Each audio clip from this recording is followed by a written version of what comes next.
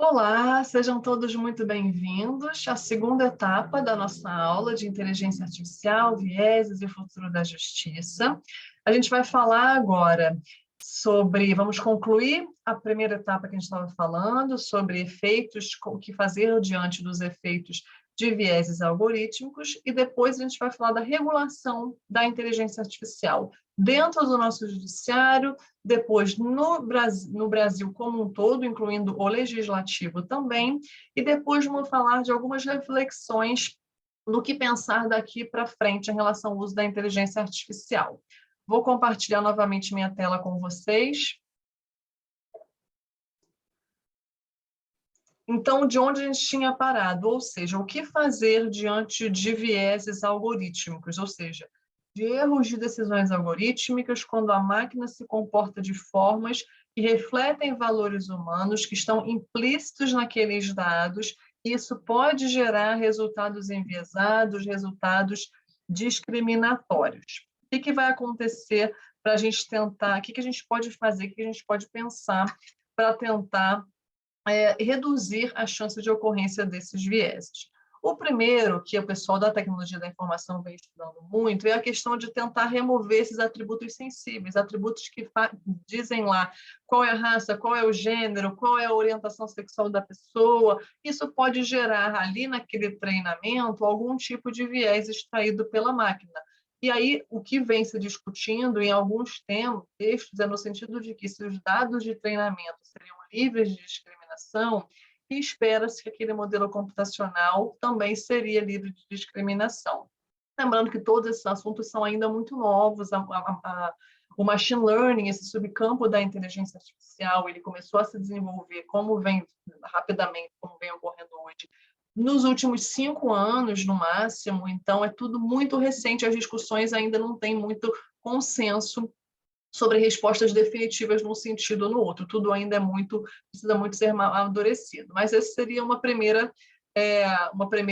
sugestão. Lembrando que, muitas vezes, ainda que você não coloque o gênero ou a raça da pessoa, se você utiliza, por exemplo, o CEP, como a gente viu, no caso do Compass, ou então em outras situações, o Compass não utilizava a raça da pessoa, mas ainda assim os negros foram considerados 2 vezes mais perigosos. Por quê? Porque por meio de outras variáveis, o sistema extraiu aquele viés, extraiu aquele padrão enviesado. Então, ainda que você não utilize um atributo sensível, muitas vezes outros atributos, como por exemplo o CEP, ele pode gerar também algo enviesado, porque é muito comum que determinados CEPs sejam frequentados por pessoas que são mais humildes, ou então por pessoas que têm determinado tom de pele, seja negro, seja asiático, seja imigrante, e aí isso pode gerar algum também resultado enviesado para a máquina.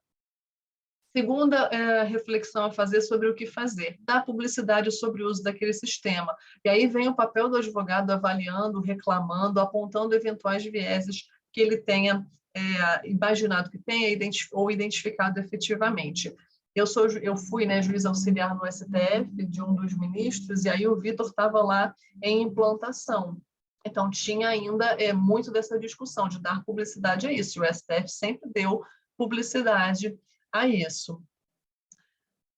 A terceira, transparência e auditoria. Se você tem um sistema de inteligência artificial, a gente vai ver mais para frente essa resolução 332 de 2020 do CNJ, a gente vai tratar dela com detalhes, mas para o que interessa aqui para a gente, essa resolução já deixa claro que é indispensável que os sistemas de inteligência artificial tragam uma explicação satisfatória e passível de auditoria por uma pessoa humana, se houver uma proposta de decisão que está sendo feita ali, especialmente se essa proposta for de natureza judicial, ou seja, de uma decisão mesmo, não só no auxílio à tramitação. Então, o CNJ se preocupa, na tendência que é mundial, inclusive, se preocupa com a ideia de transparência e auditoria de modelos computacionais que são utilizados para tomadas de decisão. E aí você vai lembrar daquilo que a gente viu há pouco tempo atrás, ou seja, mas eles não são opacos, os sistemas de inteligência artificial que utilizam machine learning não têm aquela opacidade, aquela dificuldade de você verificar todas as etapas do algoritmo do começo ao fim que foram percorridas para que ele tenha gerado aquele resultado, e isso gera uma dificuldade de compreensão humana do que a máquina percorreu para chegar até aquela predição de resultado que ela está fazendo, de fato, sim, isso é opacidade, isso existe. No entanto, como eu tinha falado para vocês, acho que a gente ia trabalhar mais para frente, então chegamos nesse ponto. No entanto, os algoritmos, o fato de algoritmos serem opacos não significa que nós não devamos utilizá-los.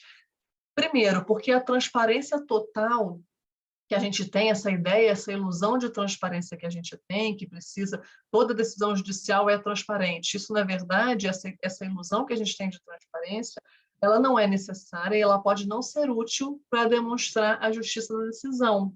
Porque, primeiro, não existe explicação completa nem para a decisão do cérebro humano.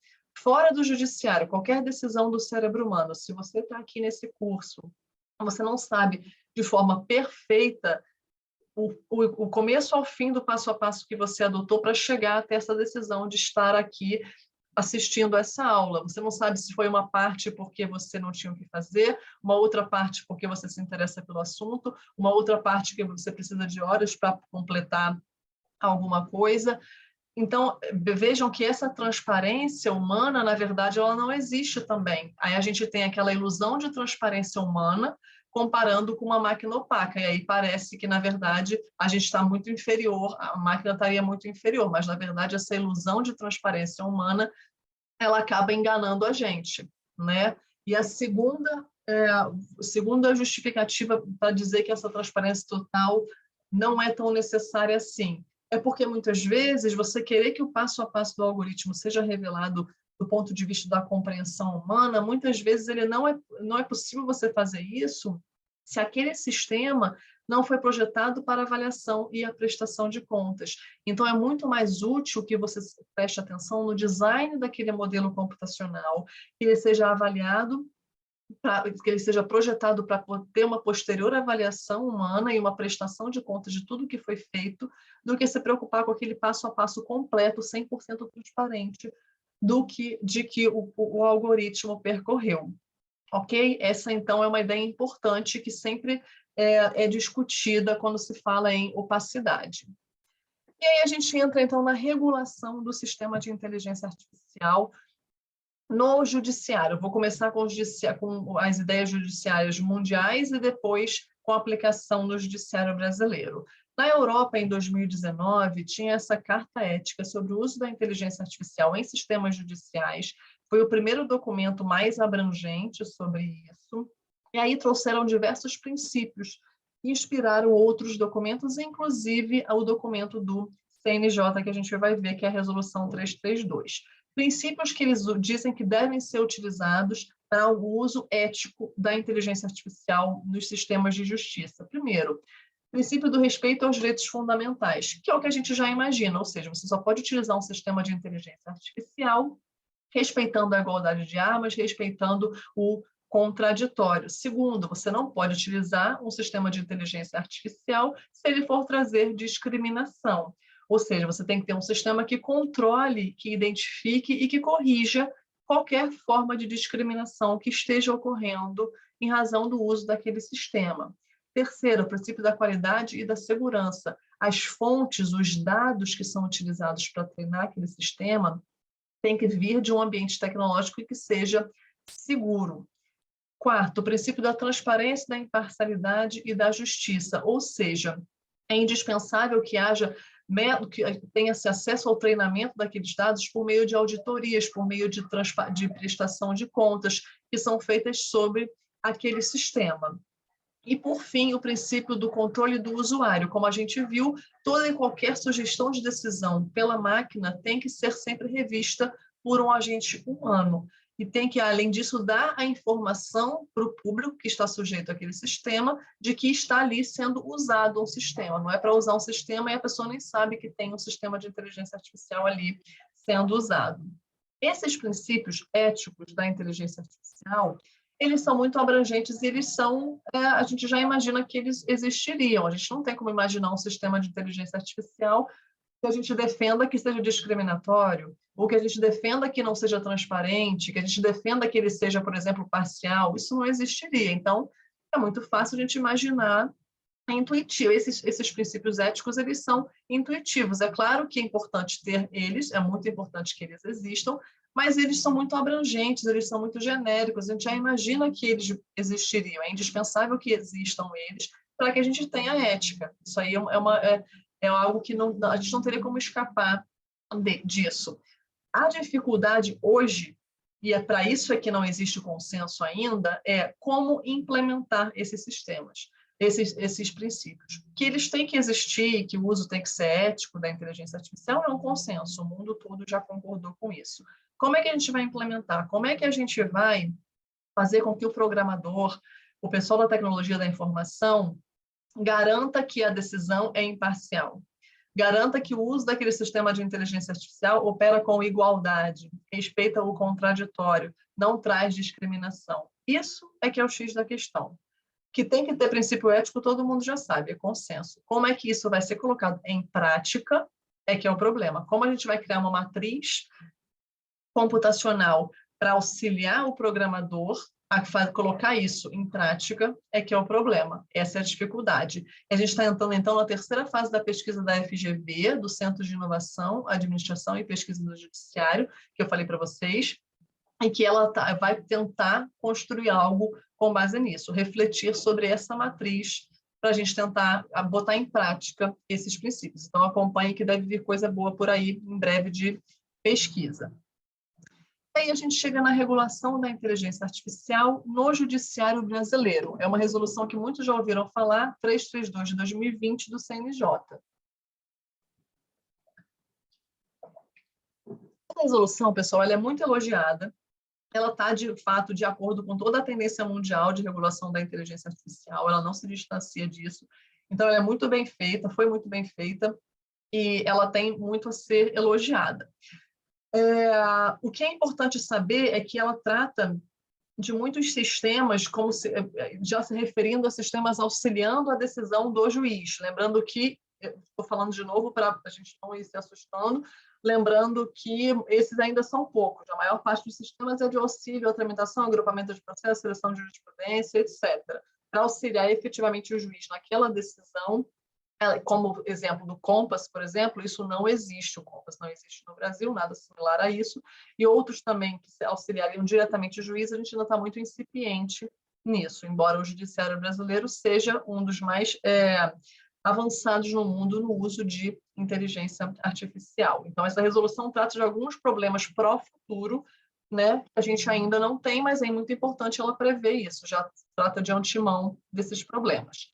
Princípio da não discriminação. Ela fala do mesmo sentido que a Carta lá europeia fala. As decisões judiciais que sejam apoiadas em ferramentas de inteligência artificial têm que respeitar a igualdade, a não discriminação, a solidariedade e evitar erros de julgamento decorrentes de preconceito. Tudo que a gente já falou anteriormente. E aí o parágrafo 1º desse artigo 7º fala o seguinte, olha, antes de ser colocado em produção, o modelo de inteligência artificial ele tem que ser homologado para se verificar se existe ou não ali preconceitos e generalizações. Aí é que está a questão. Quando ela fala antes de ser colocado em produção, é muito difícil que um sistema de inteligência artificial, antes de estar em uso e antes de produzir milhares de decisões, ou pelo menos uma grande quantidade de decisões, você possa identificar que tem ali preconceitos. Normalmente é o resultado dele, os diversos outputs, os diversos resultados que ele trouxe, e a análise desses resultados é que vão te permitir verificar se tem ou não preconceitos e generalizações ali. Então, é difícil que antes de você colocar em prática, faça essa análise. É só lembrar do Compass, que a gente citou, só a empresa de jornalismo investigativo, depois de diversas decisões que utilizavam o Compass, conseguiu identificar preconceitos. Aí vem uma dificuldade, então, dessa análise prévia que o parágrafo 1º exige. Depois, a resolução fala no artigo 19 do controle do usuário, ou seja, os sistemas computacionais que são utilizados no judiciário têm que sempre permitir a supervisão pelo magistrado. E isso é, de fato, algo que existe hoje no mundo todo, só lembrando daquela observação que a gente fez do chamado machine bias, ou seja, da falsa cientificidade dos algoritmos. Existe uma tendência humana, de achar que o resultado indicado pelo algoritmo é científico e está correto. E aí você acaba seguindo o que ele fala. Então, ainda que exista uma supervisão humana sobre uma decisão, isso não é garantia de que a decisão vai estar necessariamente sem o problema da máquina, porque é possível que você tenha caído nessa tendência de achar que aquele resultado ali é científico e está correto. Tá? Então, não é necessariamente uma garantia, mas é algo importante, uma precaução importante, a supervisão humana. E aí, no artigo 23, a resolução fala ainda do uso de inteligência artificial em processos criminais, justamente se preocupando com o problema do Compass. Ela fala, olha, a utilização de modelos de inteligência artificial na matéria penal não deve ser estimulada, sobretudo em relação à sugestão de modelos de decisões preditivas, que era justamente o que o Compass fazia. Ele previa um risco de reincidência ou não de determinado sujeito e fazia a sugestão para o magistrado. Esse artigo é uma clara preocupação com o erro dos vieses algoritmos que o Compass veio a trazer, e aí o nosso judiciário se preocupa para que isso não aconteça no Brasil. E aí ele fala, olha, é possível utilizar soluções computacionais para automação, para oferecimento de subsídios, para classificações, para triagem de processos, em razão, sobretudo, de gerenciamento de acervo. Seriam outros usos da inteligência artificial. Aí eu queria trazer para vocês verem como que essa discussão ela não é só teórica, ela não é só de academia, de aulas, ela ocorre na prática e ela vem sendo discutida para aplicação em decisões judiciais. Eu queria trazer para vocês esses enunciados do Conselho da Justiça Federal. Não sei se vocês conhecem. O Conselho da Justiça Federal, que é vinculado ao Superior Tribunal de Justiça, eles fazem jornadas de direito civil, de direito criminal, etc., em que toda a comunidade jurídica envia enunciados para que sejam propostas de enunciados sobre determinado tema, para que sejam discutidos por um grupo de especialistas, normalmente pessoas que têm conhecimento específico sobre aquela área, e aí isso vai servir depois para orientar decisões judiciais, para orientar trabalhos acadêmicos, etc. Pela primeira vez, essa jornada de prevenção e solução extrajudicial de litígios, que aconteceu em 2021, pela primeira vez, eles tiveram uma comissão específica de novas formas de solução de conflitos e novas tecnologias, da presidência do ministro Ricardo Vilas Boas Cueva, do qual eu participei como relatora, e aí ali a gente pôde ver diversas propostas de enunciados e diversos enunciados aprovados com uma aplicação imediata da tecnologia no judiciário. Então, falando, por exemplo, que os sistemas de inteligência artificial têm que ser centrados no ser humano, que os sistemas de inteligência artificial, antes de serem colocados em prática, tem que ser feito um teste de determinada forma. Várias discussões a respeito dos sistemas de inteligência artificial, discussões práticas. Então, vale a pena vocês darem uma olhadinha lá. E atualmente está em andamento também, existem outras jornadas que estão já acontecendo, que são a jornada de direito civil, que estão discutindo agora na comissão de novos direitos e direito digital, também sob a presidência do ministro Ricardo Vilas Boas Cueva, também sou relatora, e ali a gente já está vendo diversas propostas e diversos enunciados relacionados aos novos direitos desse novo ambiente que a gente está vivendo. Então, é relacionado, por exemplo, à herança digital, relacionado a usos de sistema de inteligência artificial para você realizar um contrato, a smart contracts, a criptomoedas. Então, são discussões que não são hoje só da teoria, elas foram trazidas 100% para a prática, a gente tem que estar atento ao que está acontecendo. Dê uma olhadinha também lá nessas jornadas. E a gente chega, então, finalizando essa regulação judicial da inteligência artificial, ou seja, a regulação do uso da inteligência artificial dentro do judiciário, a gente vai agora para uma parte mais ampla, a regulação legislativa da inteligência artificial. Como que o judiciário do Brasil e do mundo está tratando sobre a inteligência artificial? E aí a gente vai lembrar que isso abrange também o judiciário. A gente precisa estar atento porque o que o legislativo decidir vai atingir também o judiciário e pode ser, inclusive, que seja contrário ao que algo que a resolução do CNJ está adotando, por exemplo, e aí vai prevalecer a lei sobre a resolução. Então, é algo que a gente precisa estar acompanhando.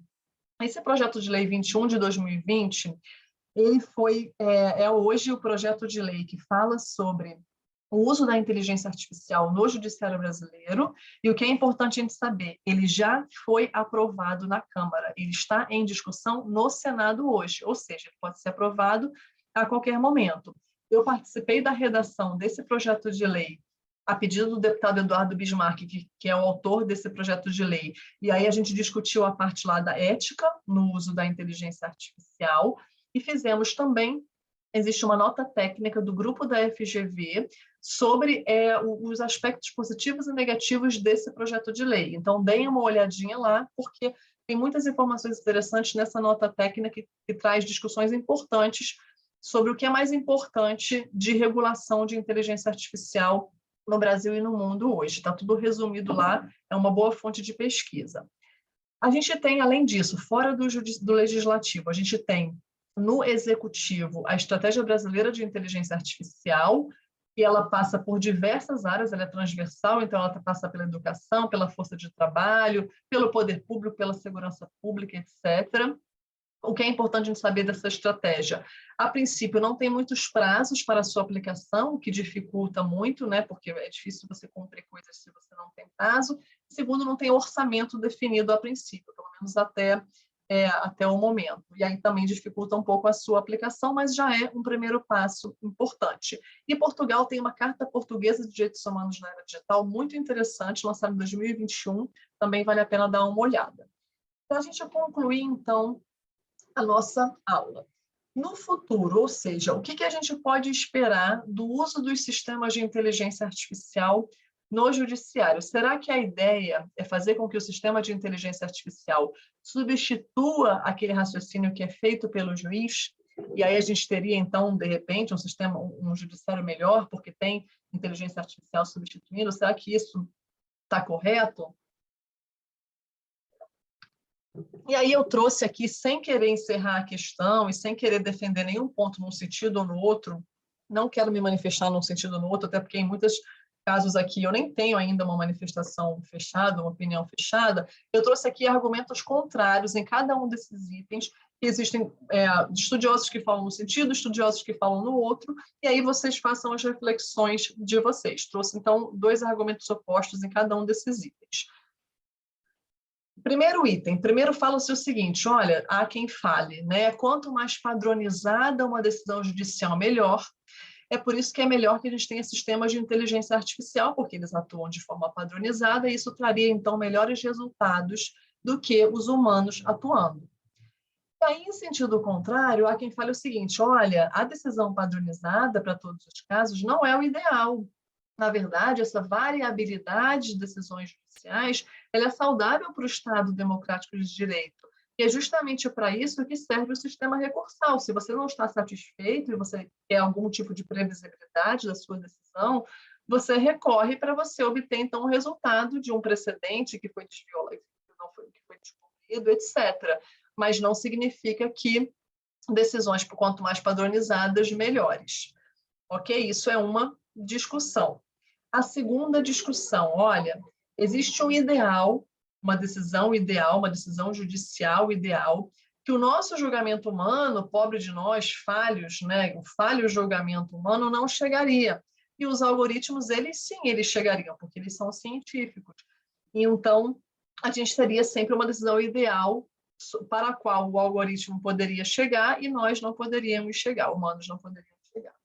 Em sentido contrário, falou o seguinte, olha, para que o algoritmo faça qualquer sugestão de decisão, ele está se baseando em decisões anteriores humanas que foram utilizadas para treinamento. Então, isso significa que algoritmos não são científicos, eles não são puramente matemáticos, eles são, na verdade, uma representação daqueles dados de treinamento humanos que eles receberam. Então, se o humano é falho, a máquina seria também igualmente falha. Isso é também uma outra discussão.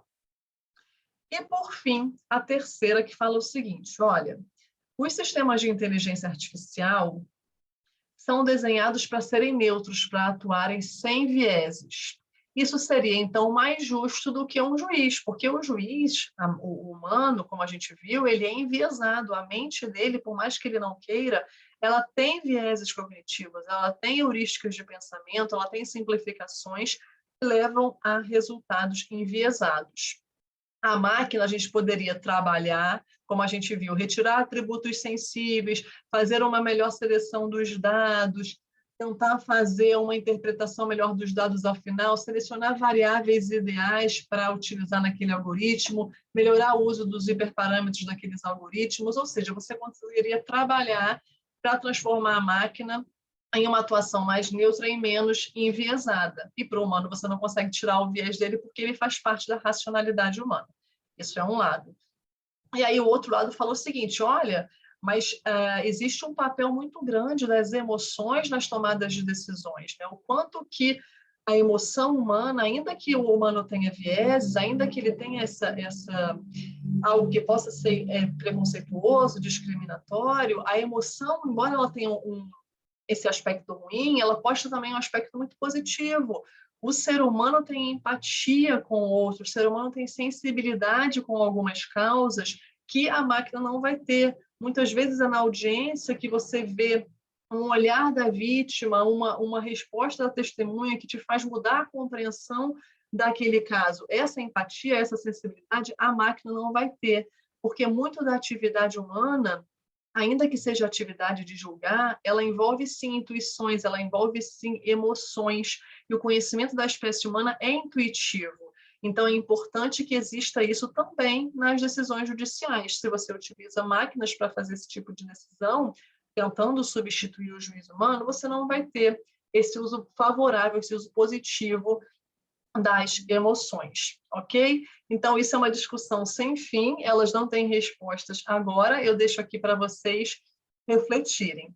Com isso, então, eu finalizo a nossa aula, nós falamos agora da regulação da inteligência artificial específica para o judiciário, no Brasil e no mundo, e depois da regulação da inteligência artificial, falamos especificamente do Brasil, lembrando que existe uma proposta de regulação de inteligência artificial já bastante avançada na União Europeia, que é chamado de AI Act, Ato da Inteligência Artificial, já estão há anos discutindo, eles já estão em fase de conclusão, que vai ser também uma boa inspiração para a discussão legislativa brasileira.